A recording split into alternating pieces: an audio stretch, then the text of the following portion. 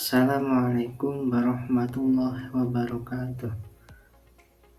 Selamat berjumpa kembali. Pada kesempatan hari ini akan menyampaikan tentang Al-Quran sebagai pedoman hidupku.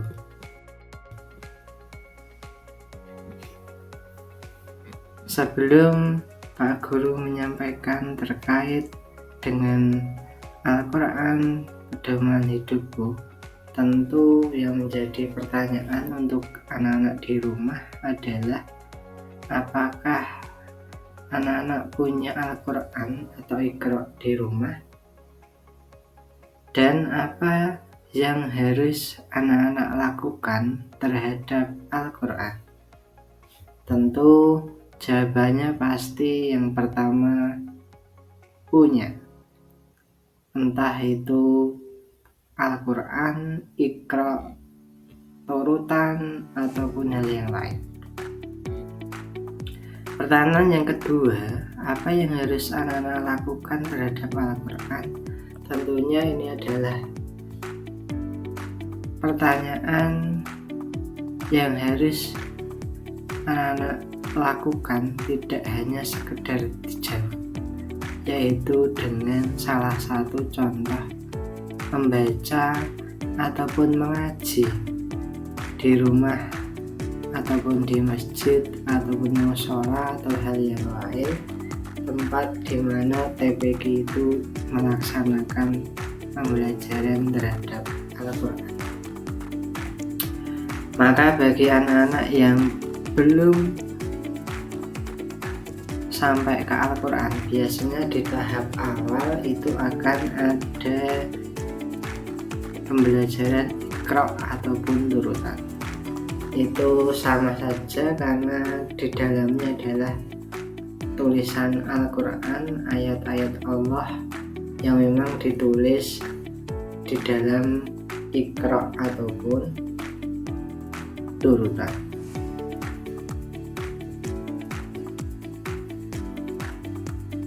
Al-Quran itu mempunyai tanda baca yang bisa memudahkan siapapun untuk membaca. Tanda baca di dalam Al-Quran itu disebut dengan harokat. Jadi anak-anak harus paham bahwa di dalam penulisan Al-Quran ataupun Iqra atau turutan dan jenisnya itu pasti ada yang namanya harokat. Harokat itu ada apa saja? Yang pertama ada harokat fathah, itu dibaca A. Harokat kasroh dibaca I. Harokat domah dibaca U. Selain harokat fathah, kasroh, domah, itu juga ada harokat tanwin yang bunyinya fathah tanwin atau fathatain dengan tanda garis 2 di atas huruf, itu dibaca an. Sedangkan harokat kasrotain atau kasroh tanwin itu dibaca in dengan tanda 2 garis di bawah huruf. Sedangkan domah tanwin atau domatan itu dilambangkan dengan wawu kecil di atas huruf dan dibaca un. Contohnya huruf ba ketika dikasih harokat fathah akan berbunyi ba, dikasih harokat kasroh akan menjadi bunyi bi, dikasih harokat domah maka menjadi bu, maka dibaca babi bu. Dan jika harokat itu ada bentuknya domah, maka bisa dibaca ketika itu fathah tanwin maka menjadi din, domah tanwin tu. Selain harokat fathah, kasrah, domah, dan tanwin, di dalam tanda baca Al-Quran itu juga ada namanya harokat sukun dan tasjid. Sukun itu mati dan tasjid itu artinya gabung.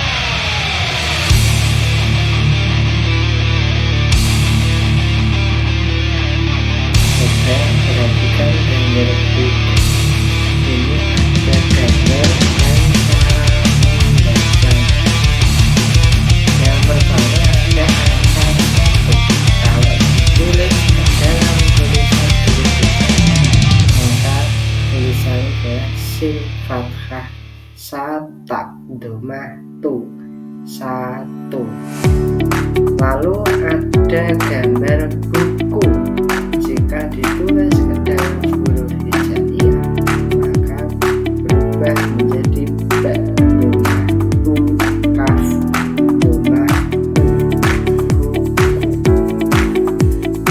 Gambar selanjutnya ini adalah gambar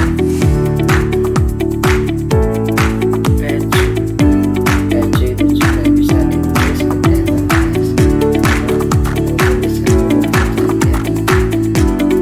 Lalu kata ini contoh pada gambar, ada gambar 1, maka tulisan sin fathah satu domah u,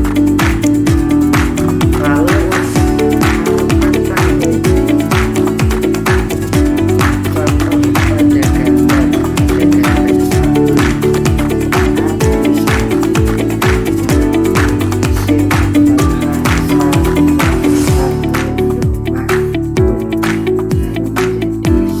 sabun.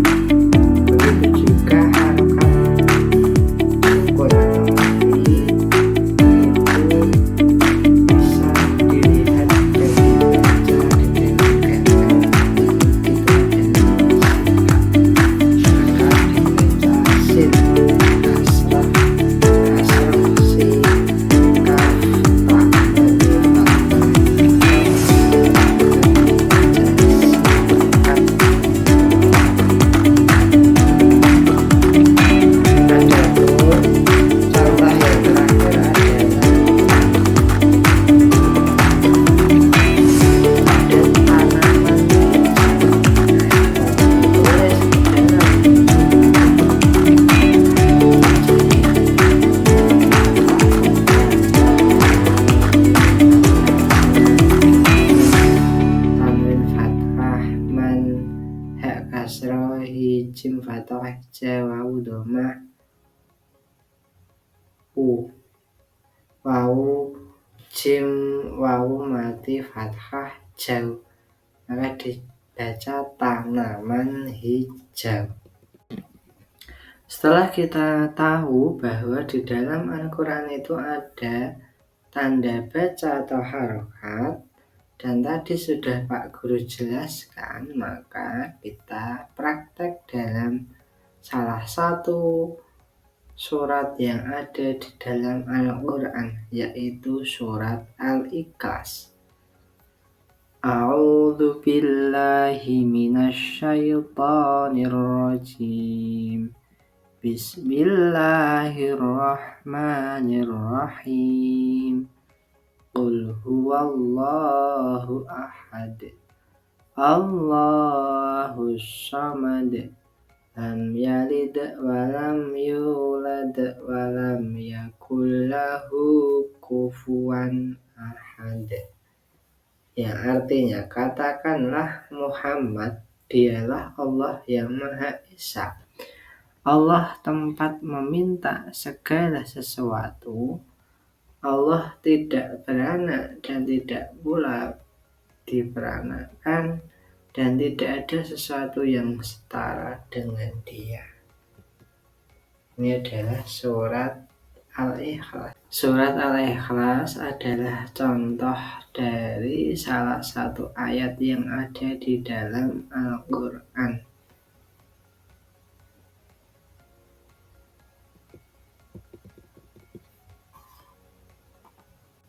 Apa yang menjadi pesan pokok dalam surat Al-Ikhlas? Yang pertama tentang keesaan Allah, bahwa Allah itu esa atau tunggal satu. Tidak ada Tuhan selain Allah. Allah adalah tempat kita berlindung. Yang tepat itu harusnya manusia itu cukup meminta perlindungan atau sebaik-baik perlindungan itu hanya kepada Allah. Allah tidak mempunyai anak, artinya esa tunggal. Allah tidak mempunyai anak dan ibu, tidak ada yang menyamai Allah. Muslim yang taat hanya memohon kepada Allah, tiada pertolongan kecuali dari Allah.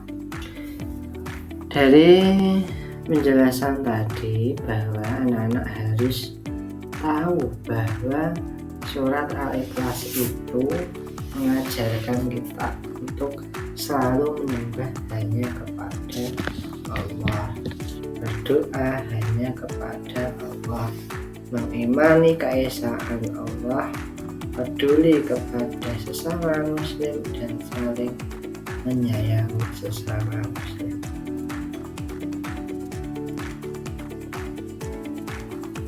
Demikian yang Pak Guru sampaikan, semoga sedikit ini bisa menambah wawasan anak-anak di rumah. Jangan lupa tetap belajar sehingga nanti mendapatkan hasil yang terbaik. Wassalamualaikum warahmatullahi wabarakatuh. Dadah.